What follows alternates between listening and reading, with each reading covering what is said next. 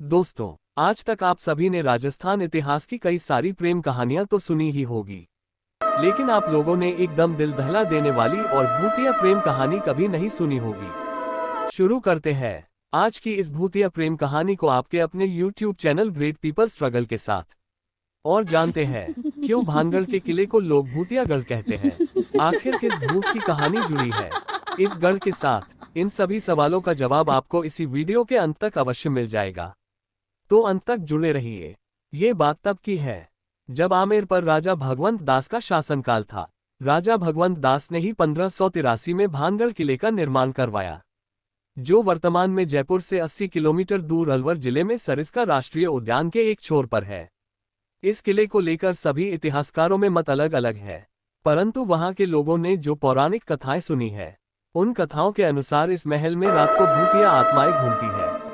इस बात का कई लोगों ने अनुभव भी किया है, और इंडियन आर्कियोलॉजिकल सर्वे भारतीय पुरातत्व विभाग को भी खुदाई में कुछ ऐसी चीजें मिली, जिसके कारण वहां संध्या के बाद लोगों का आना जाना बेन कर दिया गया। लोग इस किले को भूतिया गढ़ भी कहते हैं। ये भूत क्यों घूमते हैं और ये भूत कौन है, ये सवाल अब भी आपके जहन में होगा। इसके लिए आगे की कहानी सुनिए। राजा भगवंत दास की एक पुत्री थी, राजकुमारी रत्नावती। अपूर्व रूप सुंदरी थी। रत्नावती की सुंदरता की चर्चा आसपास के राज्यों में थी। राजकुमारी इतनी सुंदर थी कि हर कोई उनसे विवाह करना चाहता था और उनके रूप सौंदर्य को पाना चाहता था। एक दिन राजकुमारी रत्नावती अपनी सखियों और दासियों के साथ बाजार गई थी, और वह इत्र की दुकान से इत्र खरीद रही थी। उसी समय उस दुकान से कुछ दूरी पर सिंधु सेवड़ा नाम का तांत्रिक खड़ा होकर राजकुमारी के रूप सौंदर्य को निहार रहा था। सिंधु सेवड़ा अर्थात सिंधिया उसी राज्य का रहने वाला था और वह काले जादू में महारथी था।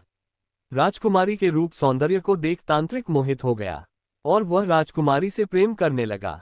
वह हर पल राजकुमारी को हासिल करने के बारे में सोचने लगा, लेकिन रत्नावती ने कभी उसे पलटकर भी नहीं देखा।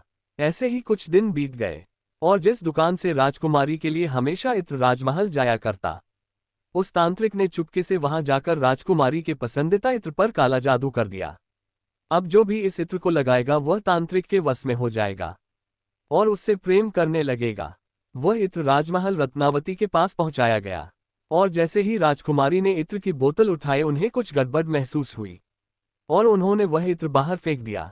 वह बोतल एक चट्टान पर जा गिरी और इत्र चट्टान पर फैल गया।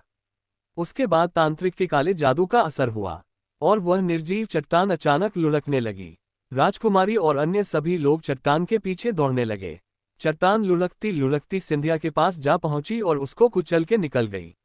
इसके बाद कुछ ऐसा हुआ जिसको सुन के आप सबके रोंगटे खड़े हो जाएंगे।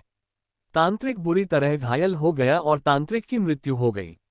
लेकिन तांत्रिक मरते मरते राजकुमारी और संपूर्ण राजपरिवार को श्राप दे गया कि राजकुमारी के साथ साथ उनके संपूर्ण परिवार का विनाश हो जाएगा और उन सब की आत्माओं को कभी पुनर्जन्म नहीं मिलेगा। कहा कि उन सब की आत्माएं हमेशा के लिए मोक्ष ना मिलने के कारण इसी किले में घूमती रहेगी। तांत्रिक की मृत्यु के 1 साल बाद तांत्रिक का श्राप राजकुमारी और उनके परिवार को लग गया और अचानक भानगढ़ पर अजबगढ़ के द्वारा आक्रमण किया गया। भानगढ़ और अजबगढ़ की सेनाओं के बीच भयंकर युद्ध हुआ। इस युद्ध में भानगढ़ की संपूर्ण सेना का विनाश हो गया और इसी युद्ध में राजपरिवार और राजकुमारी रत्नावती को भी मृत्यु के घाट उतार दिया गया। उसके बाद तांत्रिक के श्राप के अनुसार इन सब की आत्माओं को मोक्ष नहीं मिला और उनका पुनर्जन्म नहीं हुआ। इसी कारण आज भी राजकुमारी और राजपरिवार की आत्माएं इस किले में भटकती रहती हैं। आज 21वीं सदी में भी लोग इन बातों को सच मानने पर मजबूर हो गए, क्योंकि इन सब बातों का प्रमाण मिला है। इसलिए इस किले को भूतिया किला कहा जाता है।